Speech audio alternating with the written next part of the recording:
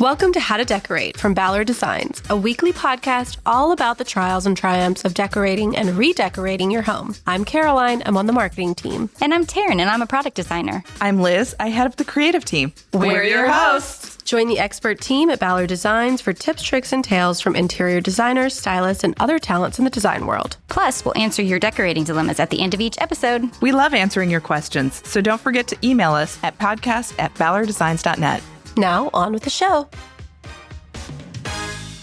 All right, welcome back to the show. I'm Caroline. I've got Liz here. Hi. And we have two very special guests today from the Ballard team. So it's been a minute since we've had a conversation with some of our Ballard family members, but we thought we could talk about how we make our products. So we've done some similar episodes a while back, but it's been a minute. So, in light of the news, I know there's a lot going on in the world of retail, and we thought it was a great time to kind of share our perspective and give you, our lovely audience, some insight into how we make our goods. So we've got Patrick Farrell here. He's our VP of Merchandising and Product Design. We've got Sarah Hall, who's our Senior Manager of Sourcing. They have decades of experience and are our internal experts on the topic. So thank you so much for joining us. Thank you, Caroline. Thank you. It's great to be here. Yeah.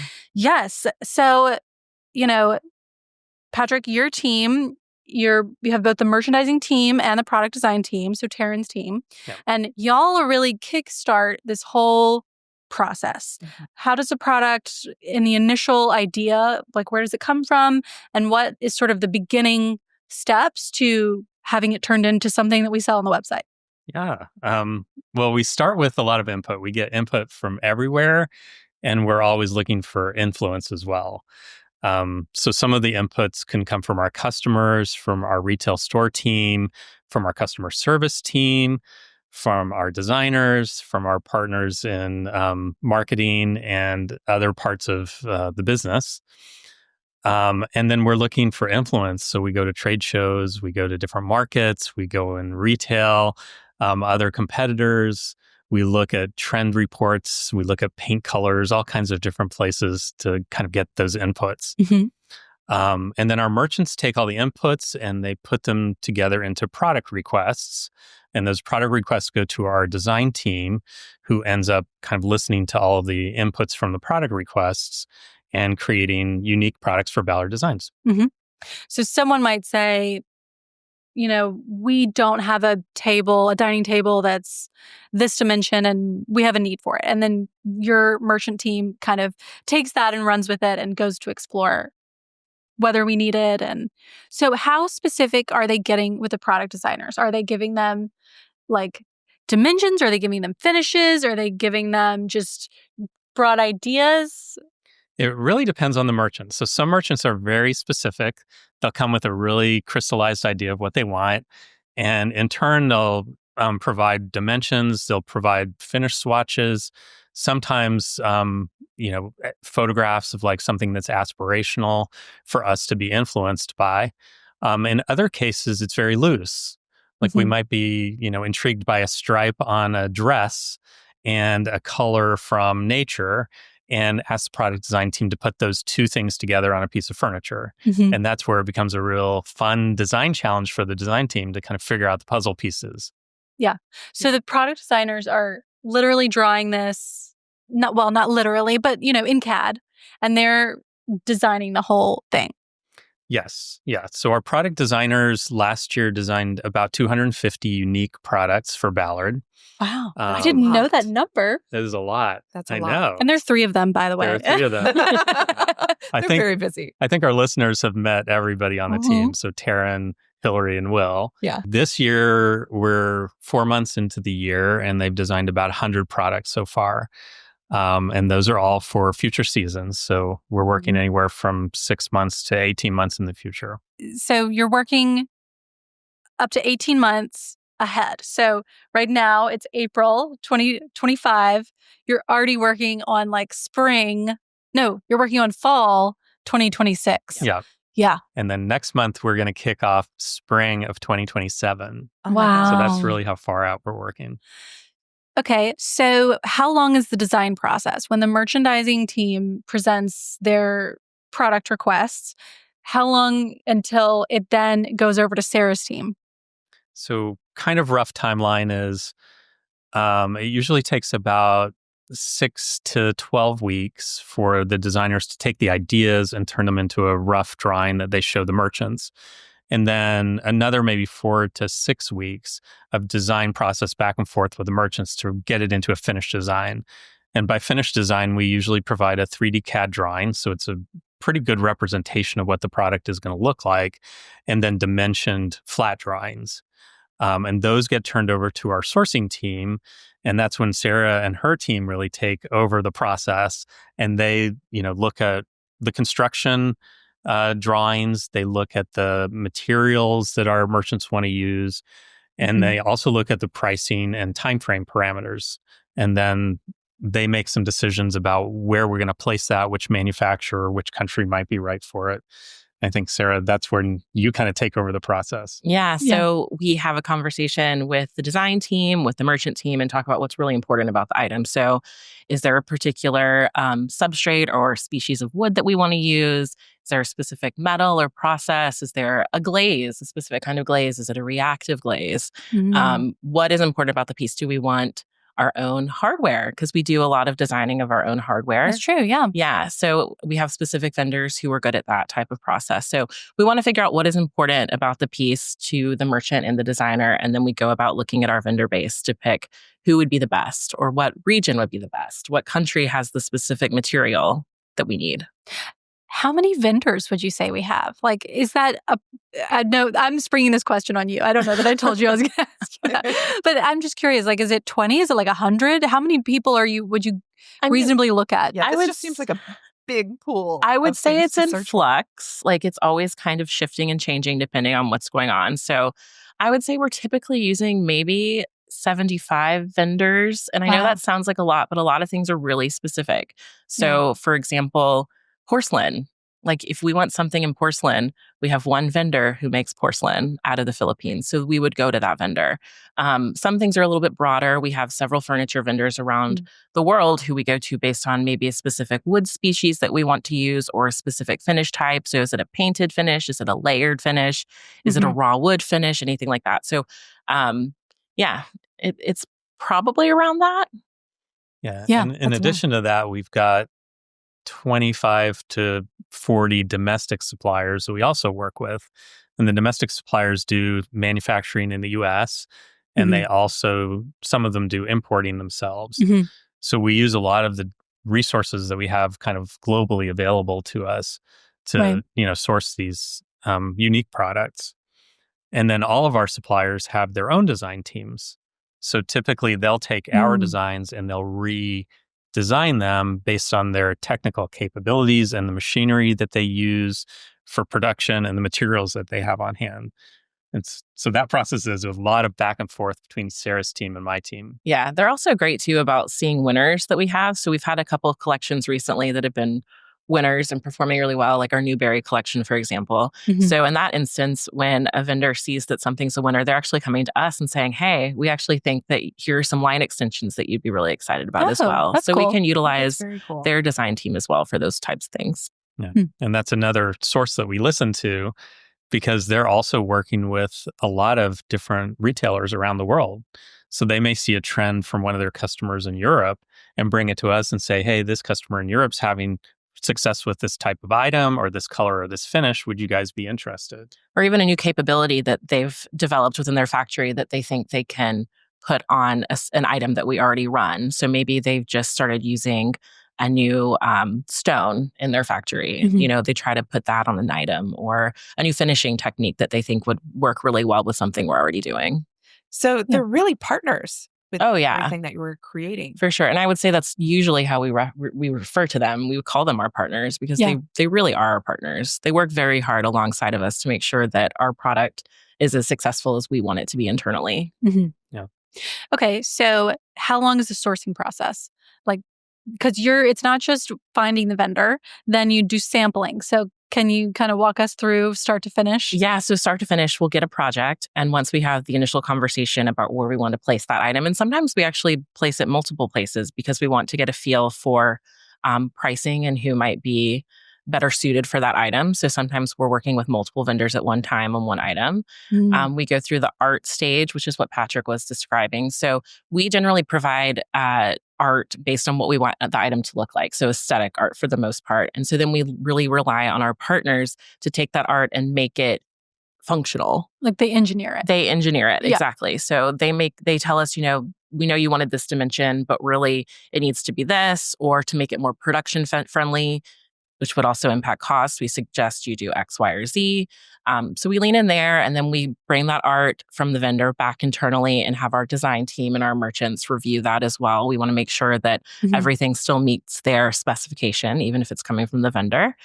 Once art is approved, we move to the quoting phase. So we get our pricing, and we have internal discussion as well as far as whether or not that pricing is going to work. And if we get to a place where we feel comfortable, we give the approval on that, and we move to what we call our unfinished digital stage. So essentially, this is the vendor doing a first kind of mock-up of whatever the item is. So it's in its unfinished stage. We can really look at the inner workings of the piece without, a paint on it or anything like that. We're just looking at the bones of the piece to make sure we're happy with it. But is it a physical good? It's a physical good at that point. They ship to us? No. We're still looking at pictures. Okay. We're just looking at pictures in the For unfinished them, stage. it's a finished good. For us, it's a picture. Correct. Got it. Okay. Yes, it is a 3D item. Right. A fully functional item, just not with a finish on it. So are you FaceTiming it? Are you looking at pictures? What is that process? Most of the time when we say digital, it's really just pictures that we're looking at. But saying that, we also have calls with vendors. If we need to review something very closely, we also have them send us videos if we need specific call outs. So if we want to really see how a hinge functions, or see how a drawer functions, does a glide work properly, we can get videos of those sorts of things from the vendors as well. So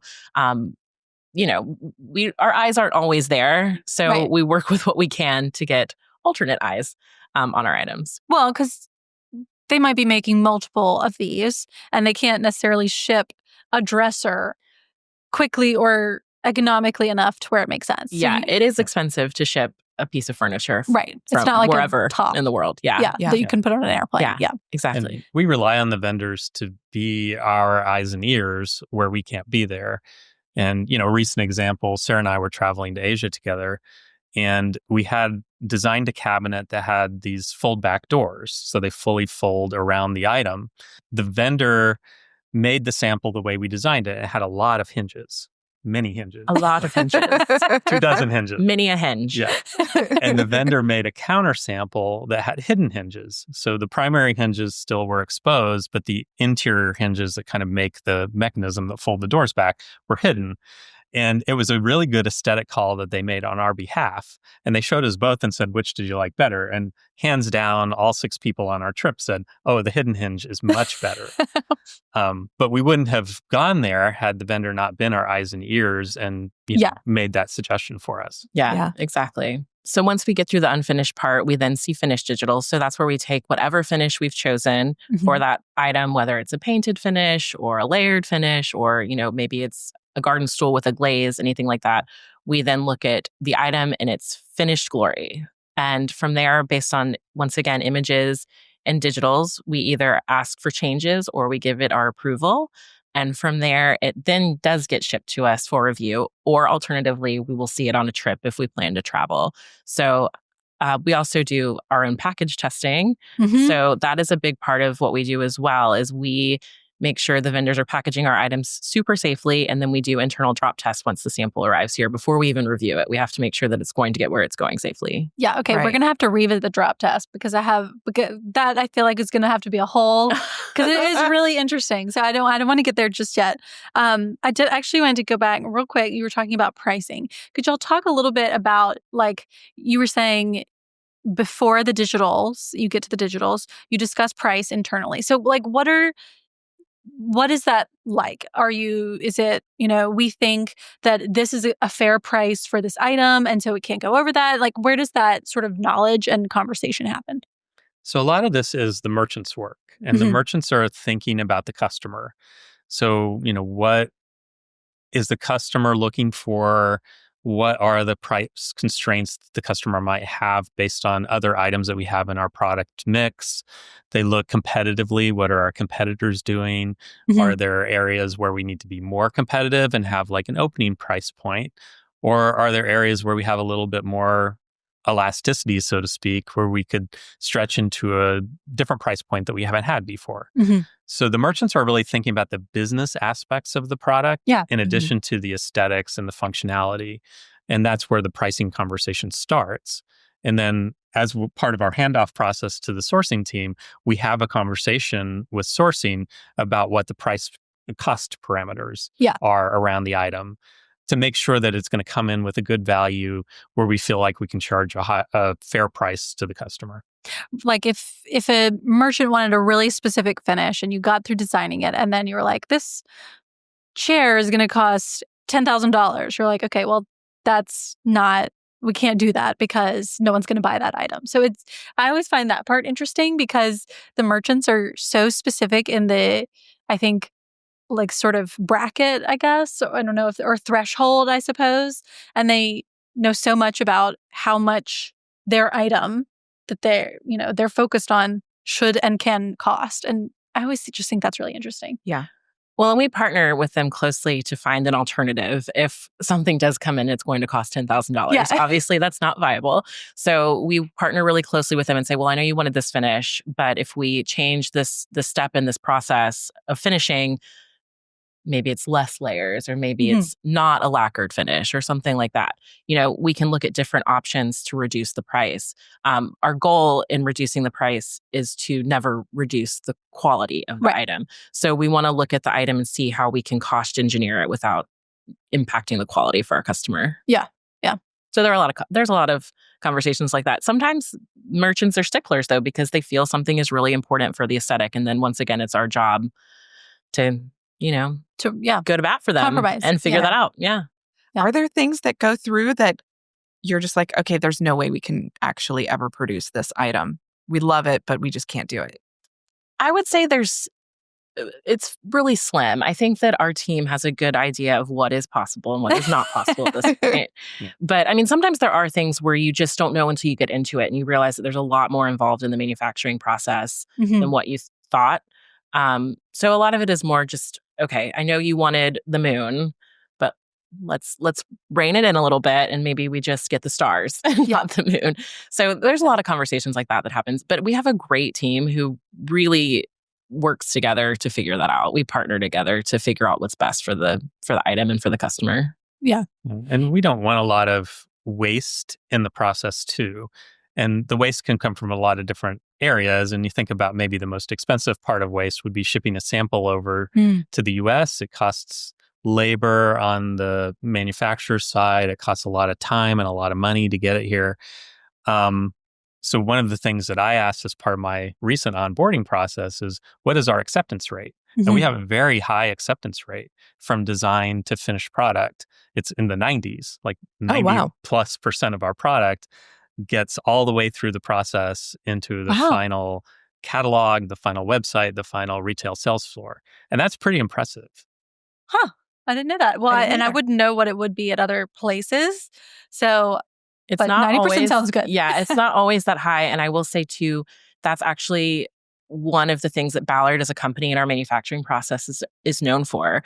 So when we're looking for new vendors, we kind of have a reputation for actually placing orders for all of these items that we work through the development process. So because of that, we do end up sometimes with better pricing or better partnership. I didn't know that. So, but like you go, if you're bringing in a new vendor, you might say our completion rate is 90%. So you really want to work with us because we're not going to waste your time trying to design stuff that will never happen. Yeah. Huh. I didn't know that. That's really cool. You guys are awesome. Yes. Good job, you. Okay. So yeah, let's talk about shipping because you kind of touched on this a little bit. What about packaging?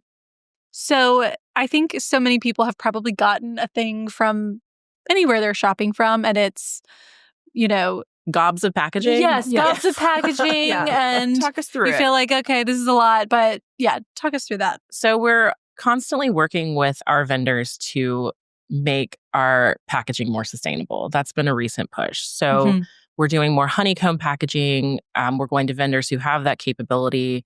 Honeycomb packaging, if you haven't seen it, it's kind of like you get that corrugate and it looks like a honeycomb. So it kind of takes the place of a styrofoam and it's equally as strong. That said, there is still a time for styrofoam, unfortunately. Yeah. But so it's important that our items arrive in one piece for a number of reasons. Obviously, for business, like a customer wants to get their item in good order. Right. Also, when we have breakage, that affects our business as well because we're having to get that item back or whatnot. So we put a lot of effort into our packaging, and it's kind of a dance of making sure an item is really safely packaged, but also that we're not spending an arm and a leg on the packaging, because the larger the box size of an item is, the more we're paying to get it here, because we calculate that into part of our pricing. That, when we're landing a quote, we have to know how much it costs to get that item to the United States. Yeah. So it's a dance of what's safe, but what's not crazy expensive to get here. And we have a whole drop test process that we do. Yeah, walk everybody through that. Yeah. So part of being on our team, on the sourcing team, is you have to know how to drop test. So when you're onboarded with Ballard, you have to go in the back with Daniel works in our warehouse here. You have to sit with him and learn how to drop test our items.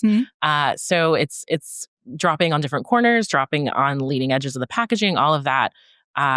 To make sure the item passes. You're literally dropping the item in the packaging that it comes in. Yes. Yeah, and sometimes this is the only sample that we get. Yes. Yeah. So we're supposed to be putting it in photography. Yeah. So this is where I'm praying. Yeah. All of us are, because then if it arrives and it's damaged, we can't review it. The merchants can't review it. We can't approve it. So we start that process all over again. We have to go back to making another sample. They have to completely revise the packaging. And then we once again hope it arrives in one piece for photography, so that Liz doesn't get all over us. That goes out to the photography team that's like, no, you really wanted to put this, whatever it is, in that room, but it didn't pass drop test. And everyone's like, no! Yeah. And, we're talking about the samples right now. So these are just the samples coming into us in the final production quality packaging.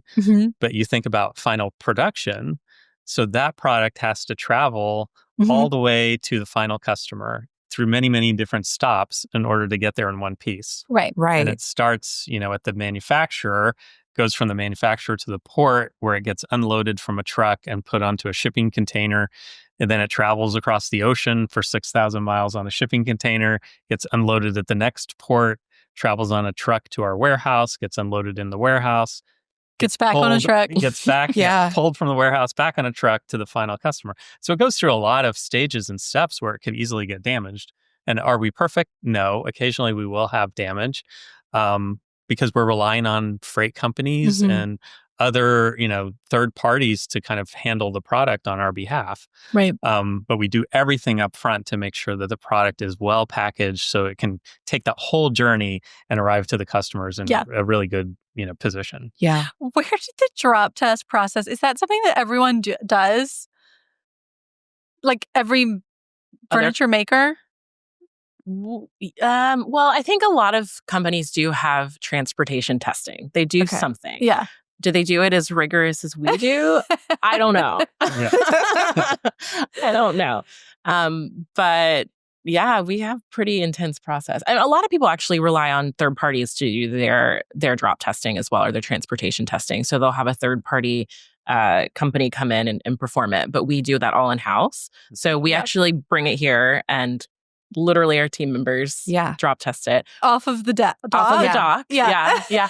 I don't know if you've seen it. We actually just got a brand new drop testing machine, which is very exciting. This is I have not seen it in progress. I haven't either. Daniel showed it to me. He was like, look at our new drop testing machine. Yeah, because you think of it as little items, small accessory items. Like that's not that challenging, but we perform transportation testing on huge pieces of furniture as well. Dining tables. Bookcases. Chandeliers. Yeah. All of our lighting. And in fact, items that are made of glass. So if you think mirrors or like other items made of glass, they actually have to be passed twice. So if a mirror passes once, great, but we have to do it a second time because we really want to make sure anything that's glass is super ultra safe. Can you just paint a picture of us for what this looks like? Like how many people is performing the drop test? Where are they? Like in a facility or like here? Yeah, describe it for our listeners. Really who throwing it off the top? Yeah. So if it's me, for the more newbies like me, like I don't do it all the time. Daniel has a great little thing that it measures how high it has to go. And so you can show like, okay, you have to raise it up at least this high before you drop it. But yeah, it's literally we drop the package on a corner and then you do all of the leading edges meeting that corner. And then you pick the alternate corner and you literally turn around, drop the item from, I think it's 36 inches or so on its corner, and then all the leading edges again. And then you do every flat side on the box, we drop it. So, I mean, we're dropping this thing 20, 25 times. And then you would think that it would get compromised, but it doesn't. The goal is for it not to. Okay. And then we're taking pictures of each of those steps as well. So as we open up the package, or I should really say Daniel, as Daniel's opening up the package, he takes images of every step as well. So if there is a failure, we can see based on the images where their failure happened. So we can give that direction to our partner as well and say, hey, it broke at this stage or in this area. We need you to improve X, Y, and Z about the packaging. And this is not something that we made up ourselves. So we are following an international standard for drop testing. And that standard was originally created for small parcels. So think about packages that go by FedEx, UPS, the United States Postal Service.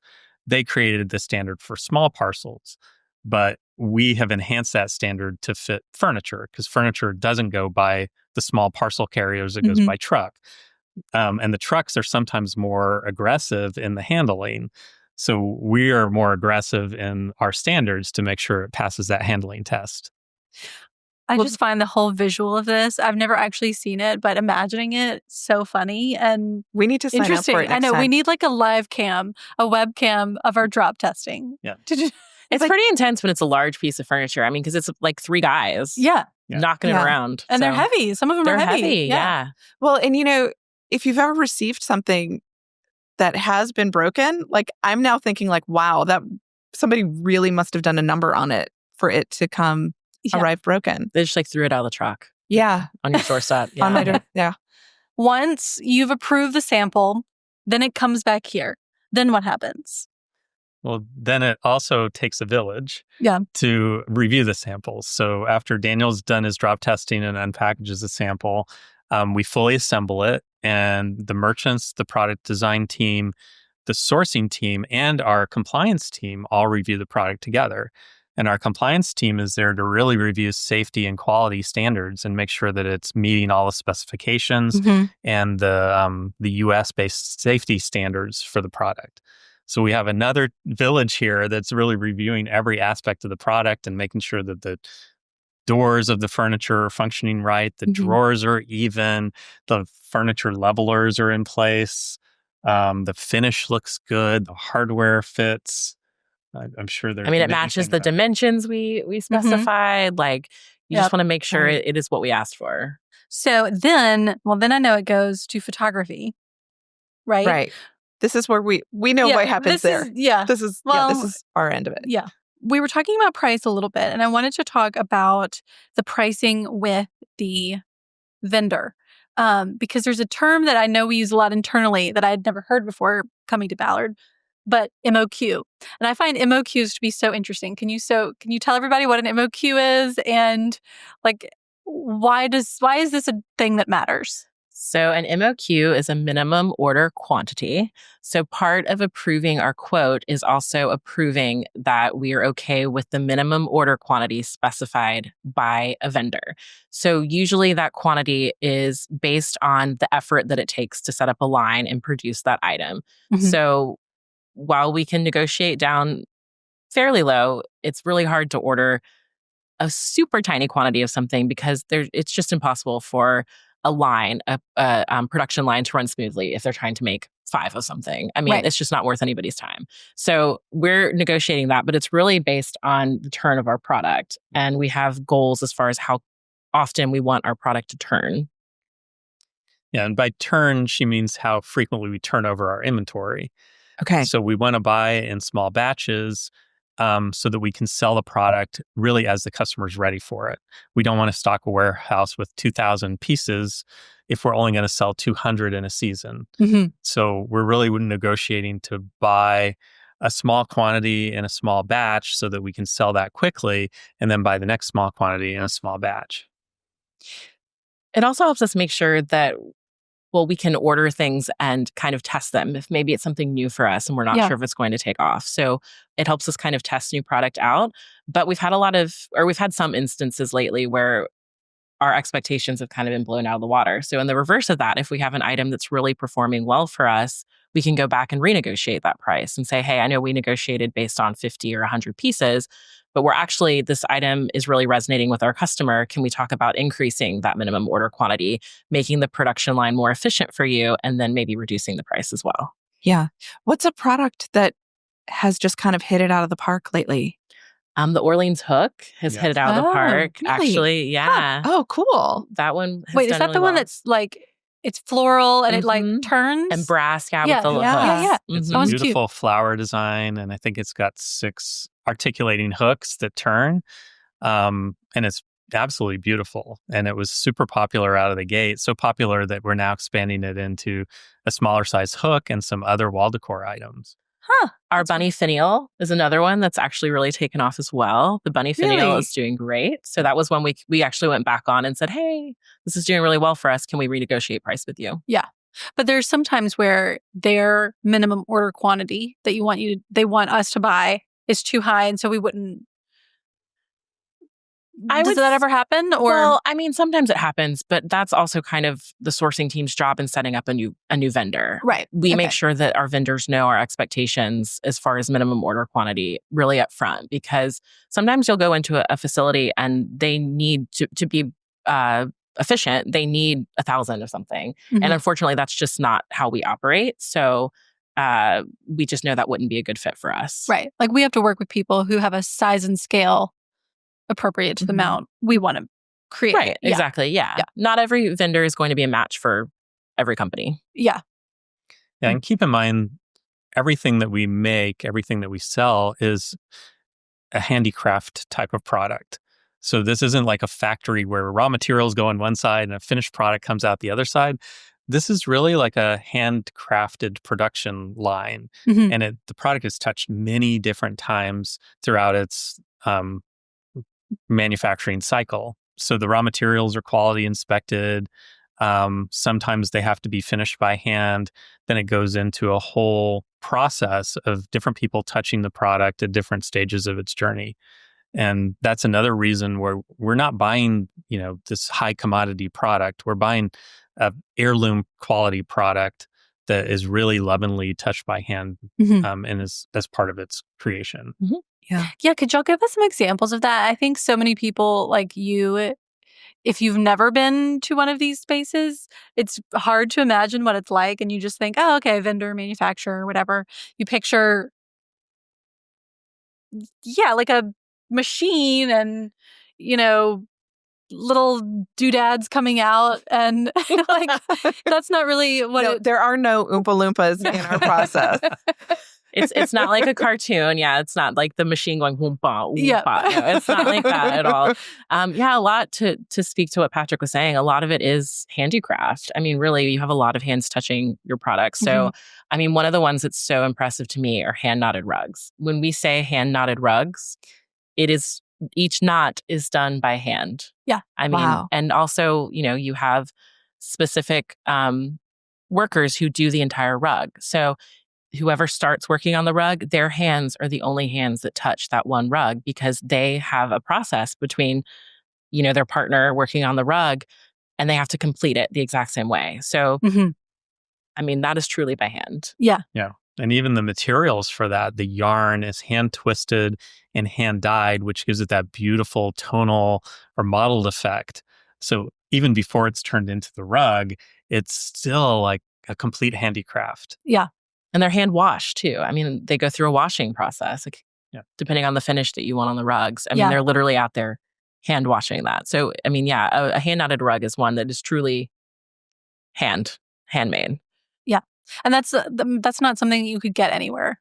Like You have to learn the art. Oh yeah, it's an Right. art. Right. It's definitely an art. And they Yeah. have specific studios set up to teach women typically how to do that and to give them, it provides them a way of working too in a safe environment. So hand-knotted rugs are really special to me. Yeah. I think in general, like one of the best things about doing what we do is you take such pride in product and you have such appreciation for how things are made. So I don't know, that's one of my favorite things about doing this, just to be honest. Yeah, because y'all do visit all of the factories in person. So what is that like? Yeah, I think one of the things we tell people when we're onboarding a new employee who we know will be part of the travel process is, we are not showroom people. We are factory or manufacturing facility floor people. We like to be out there seeing what's going on and learning too, because a lot of being in a facility is learning how they're doing certain processes and then taking just that learning back to make a new product for ourselves. Yeah, we spend a lot of time in cars because many of these manufacturing facilities are way out of the big cities. So we may have a 2-hour car ride to get there. And so that car ride is sometimes fun and sometimes sleep time and sometimes work time. Sometimes karaoke time I saw on Instagram. Happen. I don't know who instigates that, but yeah, Patrick and I just got the chance to travel for the first time together. And I think traveling with your coworkers is a unique experience because, this isn't like a little 2-night getaway. I mean, we were together for about 14 days. And long days. I've seen the schedules. Like you guys are on for a long time. So you really get to know your people. But yeah, we on this last trip we actually ordered a microphone, and Karen Mooney was with us. She always travels with a speaker, and she is our DJ. She was our DJ and had our music on for us. Then we did karaoke at the end of the day. Yeah, these are not especially glamorous trips. No, No. Yeah, we like to say closed-toed shoes. So you're not on the beach and you're not on vacation. Yeah. You're going to, a facility where products are being made and there's some danger in that facility. They're using heavy machinery sometimes. Sometimes, that you have to be quiet because they're doing a hand process that involves concentration. So you're getting dirty. You're seeing how things are made. You're sweating a lot. Yeah, there's a lot of heat involved. Yeah. And you look for times where you can also have a little bit of a break and a little bit of fun because you're together from 6:30 in the morning for breakfast until sometimes 10 or 11 o'clock at night. So you have to get to know your friends and your coworkers pretty well. And hope that your coworkers become friends, I guess. Yeah. Though you do get kind of home and you're like, all right, well, I've seen enough of you. So we're done. Thank you so much for your time. Oh my gosh, that's funny. So, okay, yeah, tell us some more. I like the story about the hand-knotted rug. Are there other, I guess, maybe specialties around the world that people may not understand? Like I know we talked a little bit about natural fiber rugs as an example. There's particular materials that come from particular places. So, kind of paint a picture for us for that. Yes. Even in the US too. Yeah. So that's one of the things that we really like to lean into because you're going to get efficiency, number one, if you're going somewhere where a specific raw material is located. Right. And you're also getting the efficiency of generally the people working on your product have a clear understanding of that material. So all of that helps with pricing and quality, sustainability in some cases as well. So natural fiber rugs, for example, that's a big industry in South India. That's where a lot of the natural fibers are coming from. So typically you lean into going there because that's where the raw material is. Yeah. The same with like coir mats. That's a big region for that. I was telling Caroline and Liz that they're actually made from coconut husks. I don't know if a lot of people know that. I did not. Yeah. So other things like pottery, we do a lot of pottery. Our ceramics that are, once again, thrown by hand, glazed by hand. We're doing that over there. What else? Oh, rattan. We have a big collection right now, the Newberry, where it uses a lot of rattan. And rattan is a natural material for the Philippines. So, we go there for that sort of material as well, because the material is there and they have a clear understanding of how to use it in a way that produces great quality product. Yeah. And, even in the United States, we work with a lot of fabric mills for our Fabric by the Yard program and our custom upholstery. And those fabric mills are all based in the North Carolina, South Carolina areas where, that industry has existed for a couple of hundred years. And we do a lot of upholstered furniture. All of our custom upholstery is done in North Carolina, which is known for the quality of handcrafted upholstery made in America. Yeah. So it's really interesting to see, which region of which country is best at doing a certain technique or a certain type of production. Yeah. Well, I do love that about our upholstery because it is made to order. And I think, when you're on a website and you're shopping for something, it's not always clear to you like what the production process is. We don't have we don't have that chair and all 300 fabrics just sitting in a warehouse. We have to send the fabric to the manufacturer and then they create it for you. Yeah, specifically. So we couldn't do that overseas. And the artisans and craftsmen do it here in North Carolina. I think that's really cool. Yeah. And I think that's something, Ballard is known for, and Ballard's really good at, is those custom products. We can make upholstery for you in a relatively short window of time, 4 to 6 weeks, sometimes 8 weeks. But, it's very quick to make something that you choose the fabric on, you choose the design style, you choose the leg finish.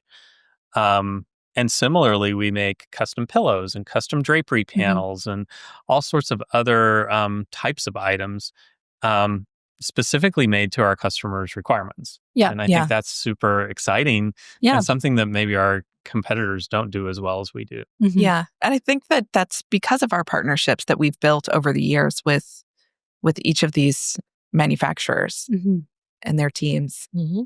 What about Europe? I know we have a lot of stuff that we get from Europe, but what are the types of things that are, I guess, special to those areas? So we are doing a lot of hand-blown Christmas balls out of Poland. That's something that they're really good at. Mouth-blown ornaments, both just regular balls and also kind of like decorative. We have some really cute dogs maybe coming out later this year. They're really cute. They're really cute. But yeah, so they're made in Poland. That's an industry that they've been really great at for a really long time. Furniture, of course. Yes. Wood furniture. Our Casa Florentina line, handcrafted in Italy. This is something that has existed with Ballard since almost the beginning of, Helen Ballard's love of traveling to Europe and finding antiques. And so we've partnered with manufacturers in Europe that can recreate those traditional techniques in the same sort of production, same sort of quality, so that it will last for a generation or maybe more. Well, I volunteer as tribute to go on that manufacturing trip. Everyone wants to go on that. Everyone wants to go to Florence for that one. Oh, and from my mother country, our new Cotswolds collection of matching fabrics and wallpapers from the UK, which we're so excited to have launched earlier this year and is doing really, really well. And the UK has such a rich, deep history of furniture manufacturing and textiles, and pattern making. So, bringing that to life through a partnership with one of our manufacturers in the UK was super exciting for Ballard. Yeah. And they've been at it for over 100 years now. Over 100 years, yeah. It's very cool. Yeah. Literally a cottage industry that supports the whole cottage design style that we've seen such a trend on for the past 5 or 6 years. Yeah. Your teams have the crystal ball. You always know what is going to be coming onto the website in like 18 months. So we're already shopping. We're like working on projects and we're like, okay, when does this launch? Because I know I want to own it. Yeah. I know, but that's hard because it's hard. Yeah. By the time you can actually buy it, something else. There's already something great that's in the works. You're like, oh wait, maybe I should wait for that one. I know.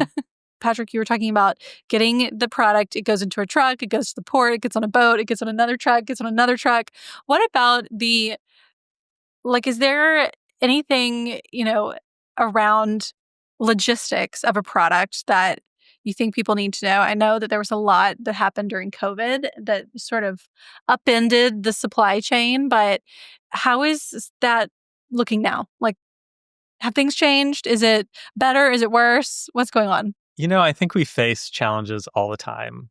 So the challenge of today is we were traveling at the end of March, early part of April for our sourcing trip, and we came right back into this tariff situation.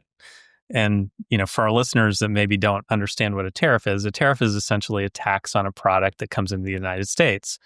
And traditionally, there have been very specific kind of buckets of those taxes that apply to certain codes that the U.S. Customs team uses to determine how to classify that product. Right.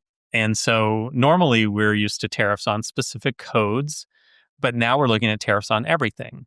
So that becomes a challenge for us. It's kind of a creative challenge and a financial challenge of how do we pay for this expense that didn't exist 3 weeks ago. So we're looking at all sorts of different alternatives and options. But that also has a spillover effect into the supply chain. And what we saw in COVID was a raw material scarcity due to factories that created the raw materials being shut down for a period of time that led to a product scarcity, that led to higher shipping rates, that led to a lot of out of stocks. And so we're anticipating this tariff situation will also have a similar effect. It starts with a tax that's applied to the product, and it ends with some supply chain challenges. And so right now we're trying to anticipate what those are and how we navigate our way through those. And we're not in the boat, quote unquote, by ourselves. Everybody that imports in the U.S. is in that same boat. Yeah, I remember during COVID, there was a whole thing about a shortage of shipping containers. What really goes into that? Like, why does that happen, I guess? Could that happen because of the tariffs? Yeah, we're hearing about it happening right now. Because of the high tariff rates in China. I just read an article yesterday that said that 60% of the volume coming out of China has halted in the last 3 weeks. So what does that mean? It means that there's going to be shipping containers in China that would normally come to the United States. And so there is going to be a misalignment of equipment. There's going to be equipment in China that needs to be in the U.S. and equipment in the U.S. that isn't going back to China. And that will certainly lead to some supply chain issues of, different equipment being in the wrong places, different shipping containers being in the wrong ports. And that'll all have to self-correct. And it'll take probably a year to self-correct. Yeah. It's definitely something that you don't even think about. And I don't think it ever occurred to me to think about a shipping container until COVID. And then because, you can't just get them to the other part of the world quickly. It's a months process. And you can't also make them just, right? Like you can't just make a shipping container one day. Yeah. They're very expensive to make. And, it takes a lot of time to make them as well. So it's not like something that can just be automatically created from scratch. It takes time, it takes money, it takes effort. And similarly, if that equipment, those containers are trapped on the wrong side of the world, then that's going to also cause delays on the U.S. of getting the product from the port to the warehouse and from the warehouse to the customer. Right. Because it all has a very big spillover effect. And then there's a supply and demand issue where then the shipping container becomes more expensive because there are fewer of them. So then it costs more to get your good to wherever you're trying to get. Like the complications are... Or even the rails domestically. Like if channels open back up and things start moving again out of China, once it all gets here, it all has to go on rails to go somewhere else in the US. So then now the rails are overloaded with product as well. Yeah. Yeah. You know what this reminds me of? It reminds me of like Snowpocalypse in Atlanta, where we have this very delicate system of traffic. And then all of a sudden, everyone is like, okay, you have to go home right now because the snow is coming. And then everyone gets on the road and then there's a ginormous traffic jam. And so it's like... And only 3 salt trucks for the entire city. Yep. So it's just a very delicate dance that you don't even really think about. Yeah. Yeah. Yeah. I think everyone here is doing anything in their power to help mitigate the impact on our customers. Yeah. But it's a challenge and it's an unknown too, because it could all change tomorrow. Right. So I think Sarah and an hour. Sarah and I are exchanging IMs all day long. Did you read this? This happened. Did you read that? That happened. Oh my gosh. And we're trying to anticipate, but our job in general on the merchandising team is to have a crystal ball and anticipate what the future is. And I think overall, we're pretty good at predicting the future, but there's always something that you can't predict. And right now we're dealing with the complete unknown. We can't predict what's going to happen. And so it's frustrating. Yeah. We have to use all the information and resources that we have available to us to kind of keep our ear to the ground and determine what we're going to do. Yeah. And it also helps when we talk about how we have good partnerships with our vendors, because we're also looking to them for help where we can. So whether that's on holding a container for us while we figure some things out, or maybe giving us a small reduction in price to help cover these additional expenses, whatever we can do. But once again, because we try to be a really good partner, we get good partnership in return from our vendors as well. Yeah. Yeah. I Deep know. sigh, everybody. Yes. Yeah. It's a lot. What a puzzle. It's a very complicated and interesting While it's part of so the business, challenging, I do think that one of the things I enjoy about what we do is the problem solving aspect. So while none of us want to be in this, it is interesting to really kind of flex that part of your brain every day and figure out, okay, we got this huge thing in front of us. How can I flex my brain a little differently to maybe figure out some small piece of it today? Yeah. And our job is to design and produce these lovely things that we want people to enjoy for years to come and hand down to the next generation. But, we also have to think about all the little tiny aspects that go into making those lovely things. There's a huge technical aspect to it. There's a huge financial aspect. There's a huge logistical aspect. There's testing and quality control and package drops tests and all of those things. Instruction sheets to make sure you know how to assemble it. Right? Yeah. That I think most people don't think about. When you're out shopping or working with a designer, you're looking for this lovely new chair that you want to put in your home, and you don't think about all those little technical aspects that go into it. And that's what our job is. Yeah. Yeah. To think about those things for you. And hopefully they have a great experience because y'all have thought through all of those little details, like drop testing so that it actually arrives to you, and, how it's packaged and all of that. I think that's one of the most wonderful things about working at Ballard is knowing that there is someone at every step of the process that really cares about what we're making together. Yeah. And y'all do an amazing job. Thank you so much. Absolutely. Love it. Yeah, and just always designing such amazing stuff. That is one thing I love about Ballard too. Like the thought that goes into the design process is really so thorough. I remember many conversations where Sarah Stephen would say, I measured to make sure the cereal box would fit in this pantry cabinet, and, can it support my KitchenAid mixer, or, all of those really very specific and real. things. Yeah, okay, we designed this shoe cabinet. Can all of my shoes fit in here? And how many pairs of shoes can I fit in here? It's, just really functional and practical choices, but trying to make them as beautiful as possible. Yeah, it's really cool. I think that level of care spreads beyond us. So after our work is done, you mentioned we hand over the samples to the photography team, and our creative team does such a lovely job of inspiring our customers, inspiring our designers through the photography and the videos and the content that makes the product really come to life. And you can see how it exists in different rooms, settings, and different environments. And then, think about our web experience and all the people that actually design our website and touch that product, the product's images and the product's descriptions, and put them together in a way that appeals, to the final end user. Yeah. And the same thing for our retail team, who creates these lovely displays. Oh my gosh, and are so knowledgeable about how to put together, a room and coordinate fabrics and finishes. And so that level of care and thoughtfulness just spills all the way through the company to the final delivery into somebody's home. And I think that's just what makes Ballard so special. Yeah. I get so much joy going to each one of our stores. Each one has a little bit of a different flair because of its layout.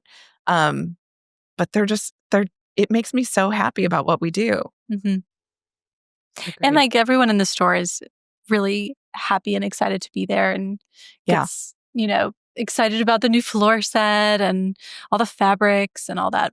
It's cool. Yeah, and I think we're, truly customizing the store to its local environment. We just opened our Birmingham store, and that's truly unique to the Birmingham area. We're working in partnership with other stores and designers that are on the same street that we're on. And we just had an incredible event there last week to just kind of showcase the store and talk to our local design community. And we do that locally across all of the store locations. Yeah. I like us. Yay. Well, thank you all. I know you are very busy right now, so we really appreciate you spending your afternoon with us, sharing all the behind the scenes with the audience, because they always love these episodes, and I enjoy getting to pick your brain. Yeah. So thanks. Thanks for having us. So much. Thank you. Come back anytime. All right, that's our show. And that's our show. You can find all of the show notes on our blog, howtodecorate.com/podcast. To send in a decorating dilemma, email your questions to podcast@ballarddesigns.net so we can help you with your space. And of course, be sure to follow us on social media at Ballard Designs. Don't forget to subscribe wherever you get your podcasts so you never miss an episode. And please leave us a review. We'd love to hear your feedback. Until next time, happy Happy decorating. decorating.